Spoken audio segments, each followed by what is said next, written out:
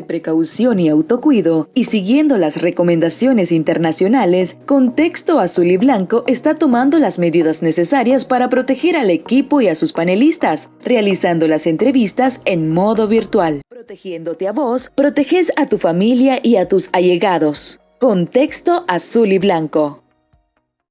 Buenas tardes y bienvenidos a Contexto Azul y Blanco, hoy 19 de octubre del 2021. El tema que vamos a estar conversando hoy son los procesos de defensa legal de las personas presas políticas en Nicaragua. Cuando hablamos de dictadura en un país, nos referimos a las arbitrariedades y abusos que un gobierno ejerce sobre la ciudadanía, no solo a través de las fuerzas militares y policiales, sino la utilización de todo el aparataje necesario para imponer la fuerza.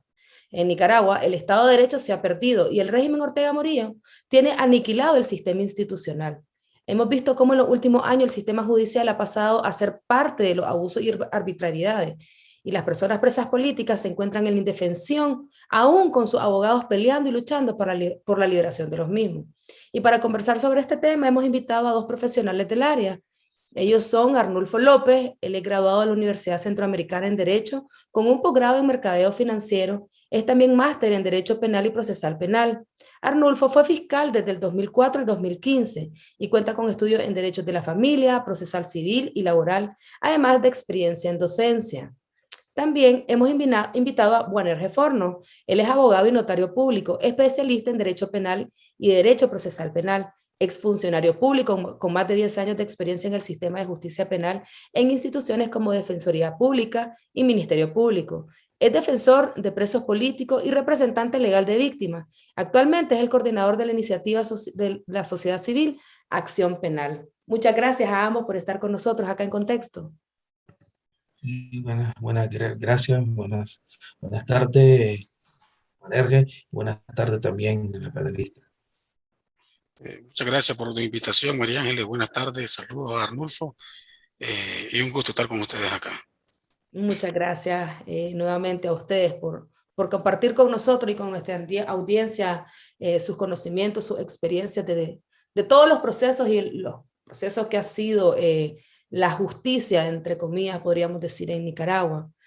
Ustedes han sido abogados defensores de personas presas políticas durante estos 3 años. ¿Podrían caracterizar cómo ha sido la criminalización de la protesta social?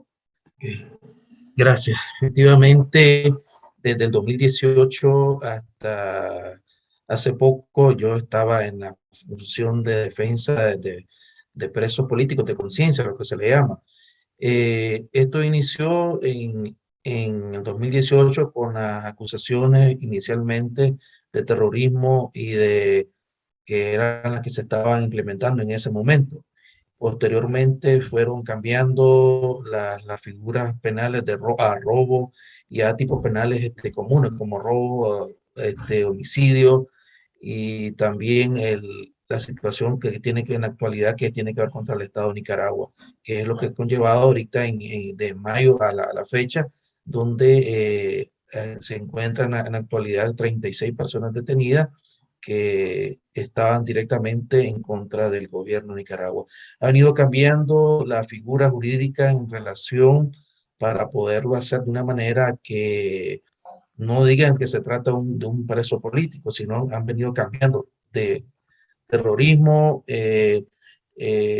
robos y homicidio, y en la actualidad, como es el atentar contra la soberanía de Nicaragua.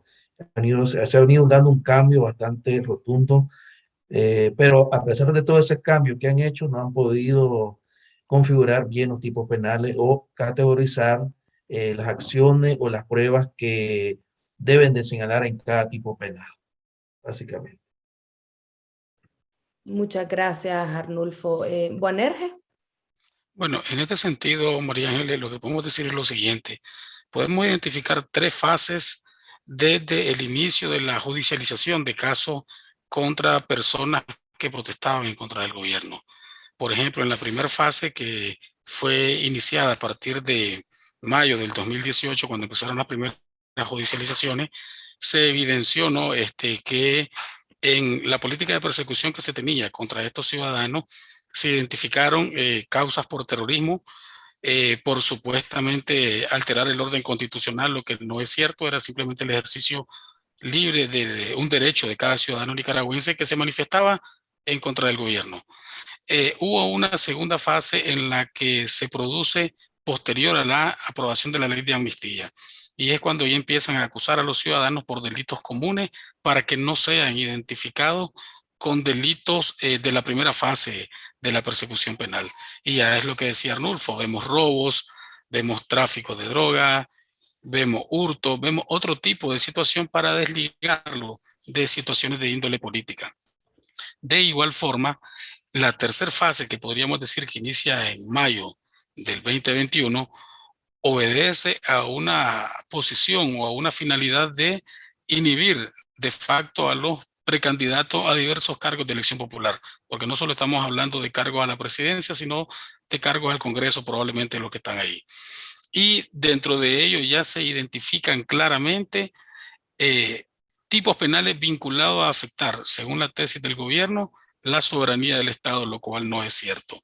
Y una de las características que se dan es que evidentemente este tipo de represión ya en esta última fase de mayo está prácticamente dirigido a líderes políticos, a activistas políticos y por supuesto a defensores de derechos humanos, como es el caso de Arnulfo, mi persona y otros colegas. Muchas gracias, Arnulfo, muchas gracias, Bonerge. Y ustedes, antes del 2018, trabajaban en la Fiscalía. ¿Cómo describirían el deterioro institucional tomando en cuenta el antes y el después del 2018? O sea, ¿qué hizo posible el escenario que acaban de describir de criminalización de la protesta?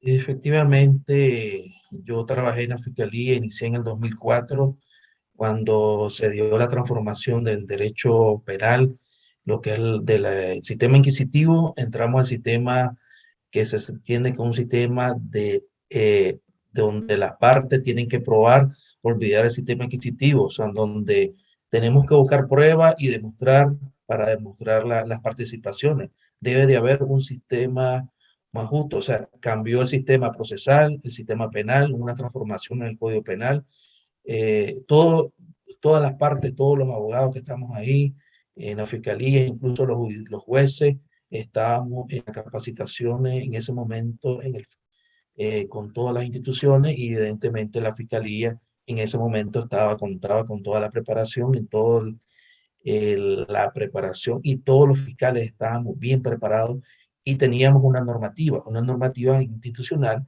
que te permitía o como fiscal actuar de manera individual y responder de manera individual, no responder a las órdenes de los superiores, porque hay una normativa que dice que cada actuación de cada funcionario debe de responder y apegarse a la legalidad de la ley, no ir más allá de la ley. Entonces, cada quien responde. ¿Qué sucede? Que en la actualidad esa normativa no está funcionando, pues no está, pero no hay una eficacia en el sentido de que se aplique, porque la Fiscalía, como bien hemos mirado en todo el largo del 2018 hasta la fecha, ha actuado con intereses pues al, al gobierno y es lo que se orienta y es lo que ellos deben de resolver.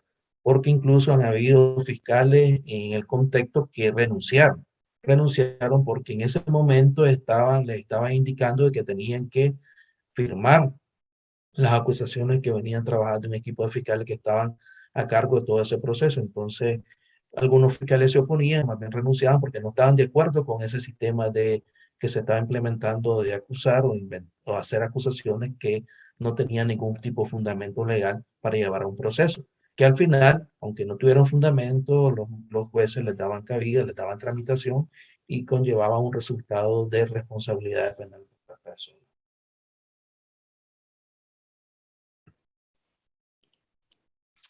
En ese caso, María Ángeles, para complementar lo que dice Arnulfo, una de las situaciones que ha conllevado a este tipo de actuaciones por las instituciones del sistema de justicia penal, y voy a hablar particularmente de la Fiscalía, que fue donde trabajé. Yo inicié en la Fiscalía en el año 2005 y renuncié en el año 2014. Lo que sucede es que en el caso de Arnulfo, en el caso de mi persona y de muchos otros colegas que ya han renunciado, todos ingresamos mediante un concurso público por oposición. ¿Qué significa esto? Que competimos sin pertenecer a ningún estamento institucional.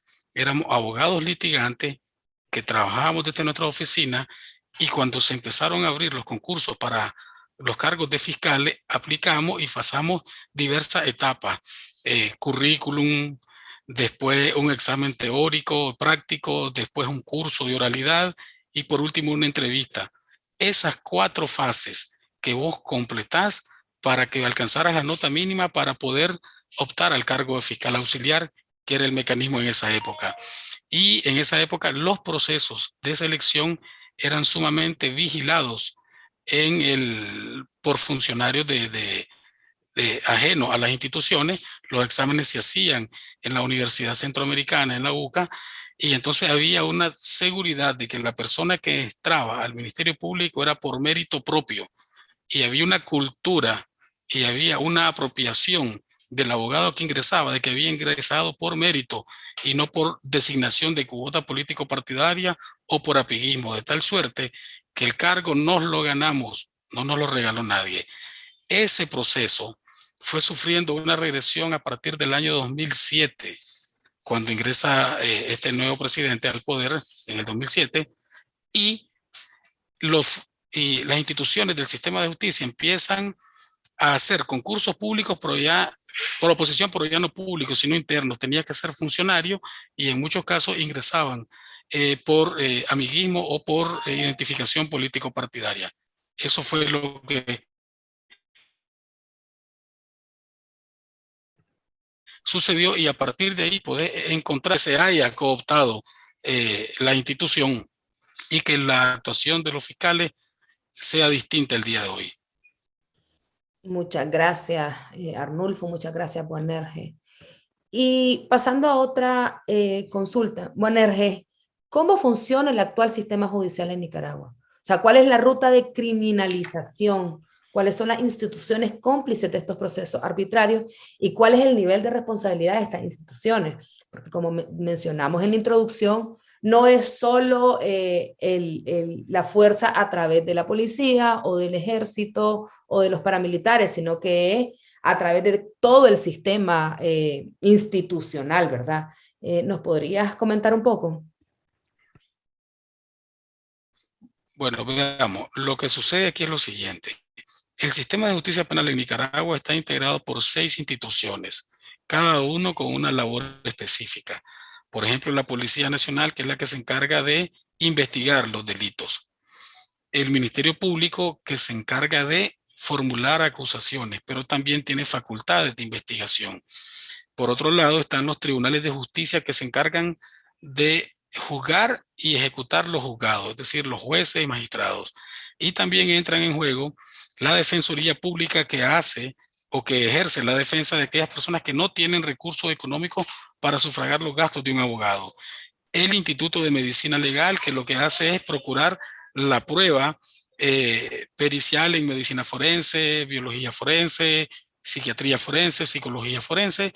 Y por otro lado está el sistema penitenciario, que es el que se encarga de la custodia de los privados de libertad. Por ley, desde que se aprobó el Código Procesal Penal, debe haber una coordinación interinstitucional, y hay comisiones de coordinación interinstitucionales.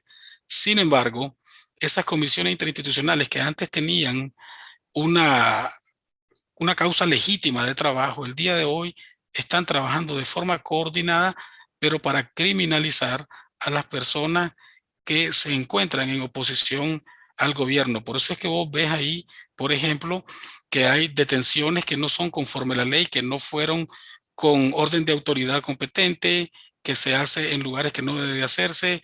Hay allanamientos sin orden, aunque después se puede convalidar, ¿verdad? Eso es cierto, pero han caído en ese tipo de abusos, y ves que el Ministerio Público avala todas las obtenciones de pruebas ilegales, las actuaciones ilegales de la policía, y por otro lado ves que los jueces tampoco ejercen el control sobre las actuaciones de los policías y de los fiscales, y simplemente legitiman todo lo actuado.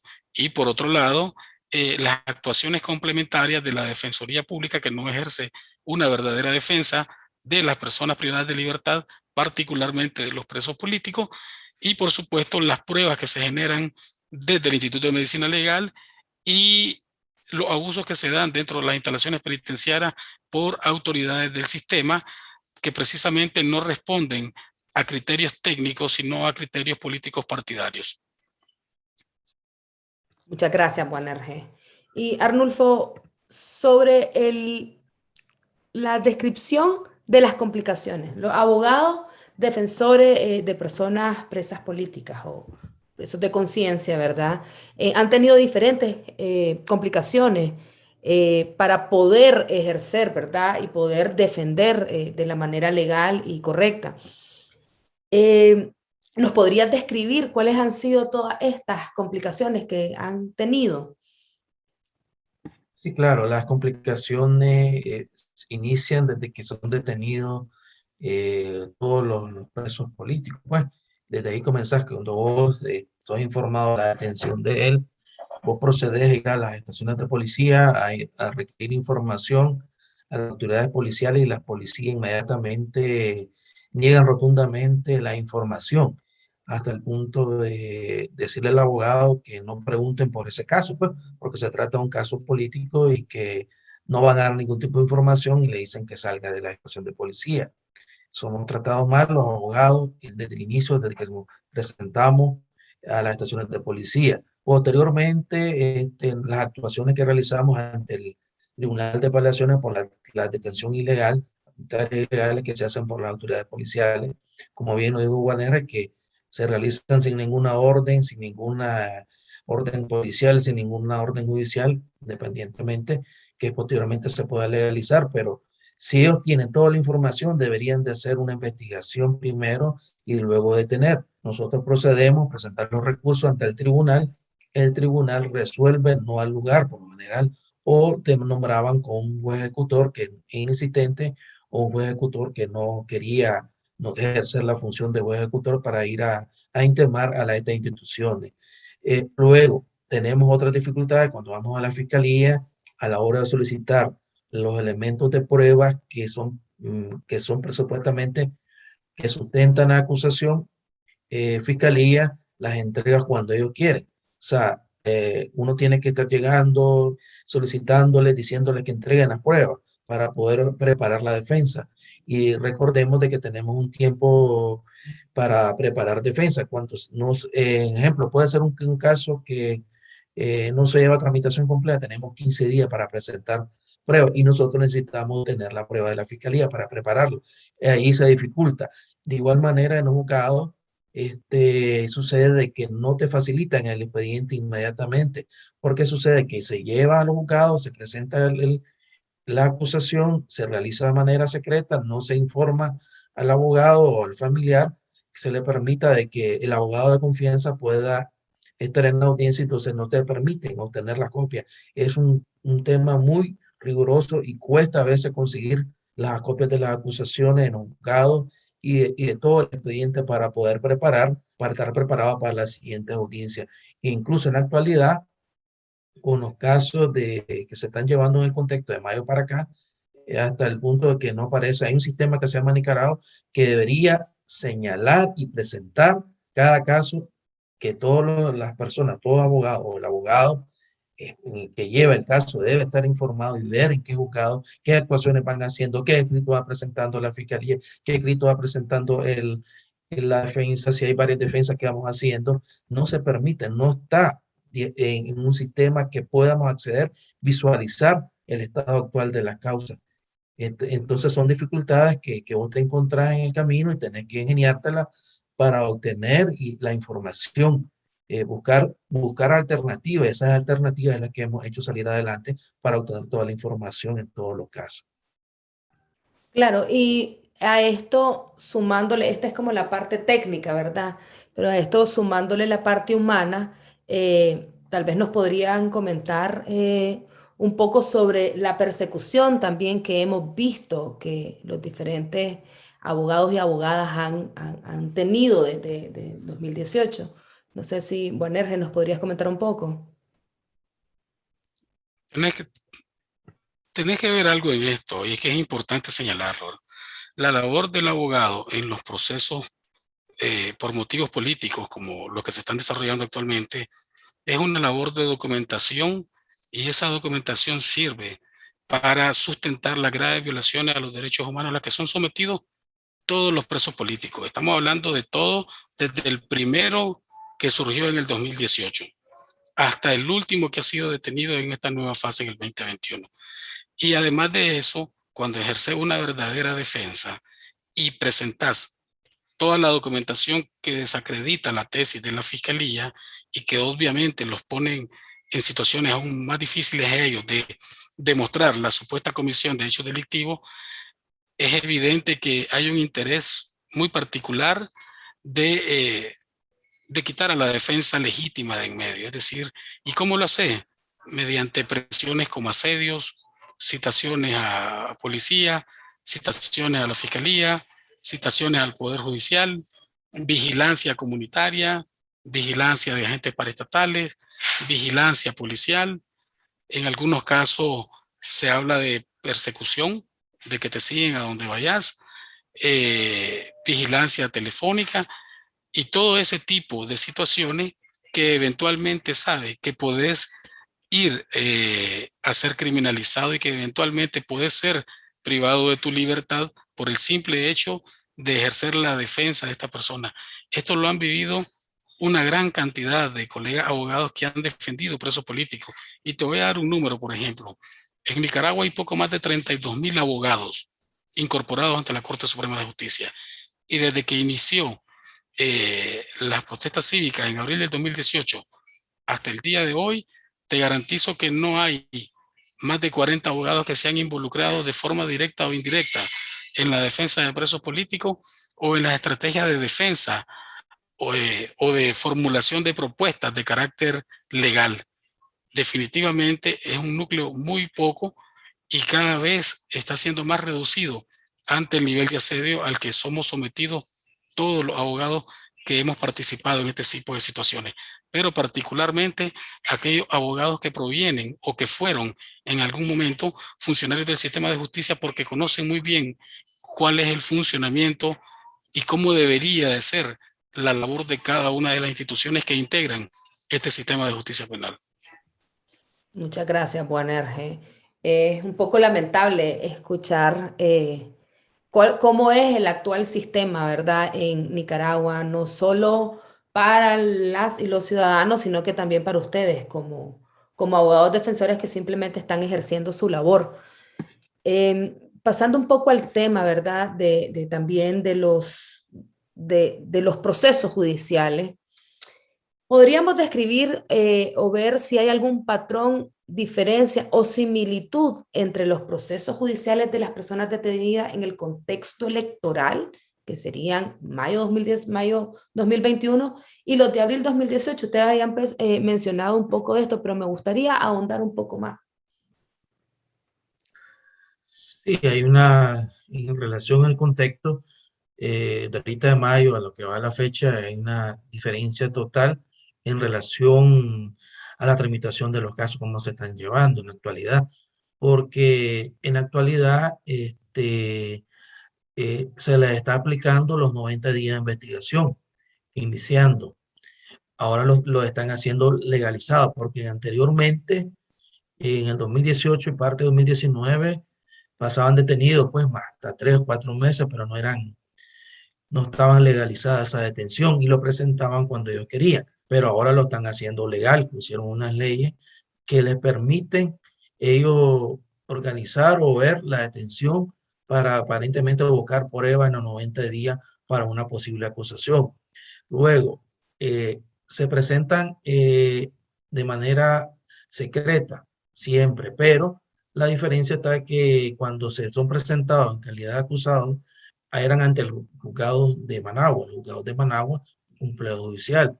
Ahora se hace ante auxilio judicial. Se está haciendo ante el que conoce como el Chipote.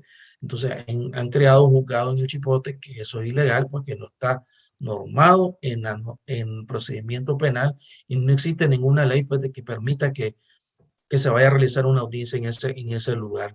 Hay excepciones, pero esta excepción no cabe en este caso para que se vayan a hacer las audiencias ahí. Entonces, vemos también de que audiencias a las 5 de la mañana, a las 4 de la mañana, a las 3 de la mañana, en la audiencia que se están haciendo ahorita en el contexto electoral, es totalmente violatorio, porque y alegan de que el abogado no estuvo presente, pero ¿cómo va a estar presente un abogado a las 3 de la mañana, a las 4 o a las 5 de la mañana? Ni siquiera somos notificados. El caso que yo estuve asumiendo del contexto laboral 3 defensa y que las asumía la Defensoría Pública. Todo se planificaban y es increíble pues que el defensor público, que ahora a esa hora llegaba a las 4 de la mañana a realizar las audiencias, eso es inconcebible, donde les decían incluso a los procesados, que yo he hablado con ellos y me expresaron de que supuestamente no tenían abogado y que por eso les nombraban a los defensores públicos. Entonces son cosas distintas que están buscando. ¿Para qué? Para permitir violentar el debido proceso, porque con una defensa preparada, como son las que estábamos anteriormente defendiendo, que tenemos la capacidad, la preparación en los casos y de alegar situaciones meramente de derecho que se deben de mantener en el proceso, no lo han permitido, no se ha permitido. Entonces, por eso aquellos realizaban audiencia de garantía, aparentemente de garantía, que hay incluso lo que llama la atención en la ley la ley de la audiencia de garantía, los 90 días, habla una normativa del Poder Judicial que dice que se debe de garantizar el derecho a la defensa. El derecho a la defensa no es el que van a poner ellos, sino el que el defensa que elija la familia, y que se le deben de garantizar que esa defensa no sea de manera pasiva, debe ser una defensa activa, que pueda estar en la investigación. No se ha permitido eso. Eso está normado en la misma ley. La Corte emitió una circular para que los jueces debieran de actuar, y esa normativa no la aplican. Entonces, desde ahí, porque saben que no le conviene, al nombrar el abogado meramente técnico. Entonces, son situaciones de que han cambiado pues la manera de llevar el proceso. Muchas gracias, Anolfo. Bueno, Erges, conversando sobre las últimas personas detenidas, ¿nos podrías comentar cuál es el estado legal y del proceso de estas personas presas políticas actualmente en el Chipote? Y los delitos que se les están imputando o las pruebas que han presentado de alguna manera, ¿constituyen delitos en base a la legislación nicaragüense? Si es así, ¿por qué o por qué no? Bueno, tenés que ver que hay dos casos o dos tipologías distintas, te lo voy a explicar. En el caso de los funcionarios de la Fundación Violeta Barrios de Chamorro y en el caso de, si mal no recuerdo, del don Juan Lorenzo Holman de la prensa, creo que se le están imputando delitos relacionados al lavado de dinero. Y entonces, aparentemente, por la cooperación que han recibido en el caso de la Fundación Violeta, ¿verdad? En el caso de la prensa, desconocemos, aunque también se señala, lo que sale públicamente es que hay un delito de orden aduanero, pero habría que revisar en realidad el menoscabo a la integridad nacional. Entonces vamos a diferenciarlo ahí. Cuando hablas de lavado de dinero, tenés que justificar que el dinero sea obtenido de forma ilegal o que provenga de actividades ilícitas. Los fondos de cooperación jamás son provenientes de actividades ilícitas, pues provienen del pago de impuestos de los ciudadanos del Estado en el que se realiza ese tipo de situaciones. Por otro lado, tenemos el tema de el menoscabo a la integridad nacional. El menoscabo a la integridad nacional, todos estos ciudadanos que están detenidos ahí únicamente han expresado su opinión y su libertad de pensamiento, sus criterios políticos. Por otro lado, es importante señalar que las pruebas que se han visto ahí es simplemente lo que ellos han manifestado en redes sociales, en fuentes como periódicos.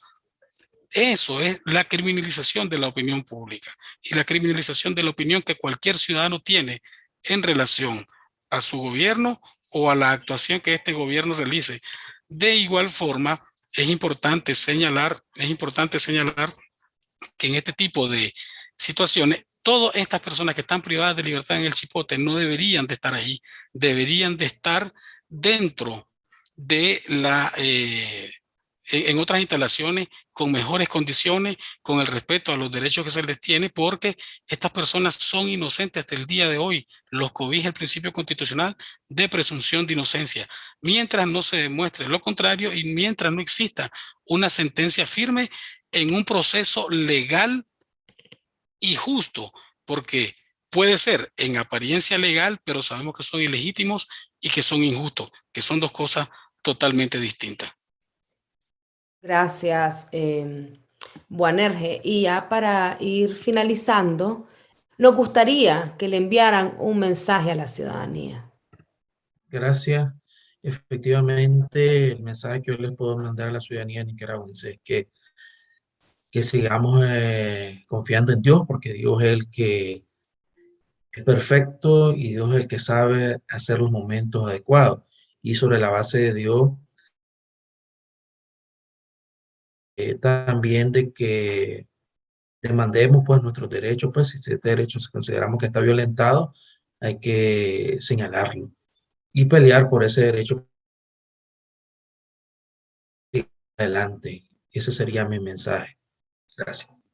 Bueno, en el mismo sentido que Arnulfo, tengo que decir que los tiempos de Dios son perfectos, ¿verdad? En ese sentido, los ciudadanos nicaragüenses debemos ejercer nuestros derechos. El ejercer nuestros derechos no es cometer delito.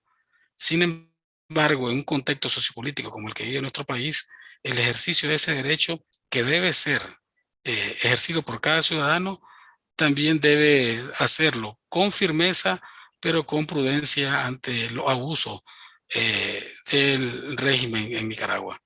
Pero estamos seguros que al final del túnel hay una luz y esperamos muy pronto pues que en nuestro país cada ciudadano sin distingo de su pensamiento pueda expresar lo que considere bien sin temor a ser criminalizado por emitir la opinión en el tema que sea, en el sentido que sea, a favor de quien sea o en contra de quien sea. Muchas gracias por la oportunidad, Muriel. Muchas No, gracias por la oportunidad, Muriel. muchas gracias a ustedes, Arnulfo, muchas gracias a ustedes, Boanerges, a ambos por compartir con nosotros, por compartir con nuestra audiencia, ¿verdad? Su conocimiento, su experiencia y sobre todo muchas gracias por el trabajo y la labor que están haciendo, que sabemos que es muy complicada, que es muy difícil y que también conlleva algunas las violaciones también de sus derechos humanos, tanto como profesionales como ciudadanos, al no dejarlo ejercer de manera correcta y al no darles la privacidad y respeto a su vida y a sus funciones. Muchas gracias. Saludos, Arnulfo. Saludos, Gracias. Muriel. Gracias. Saludos a todos.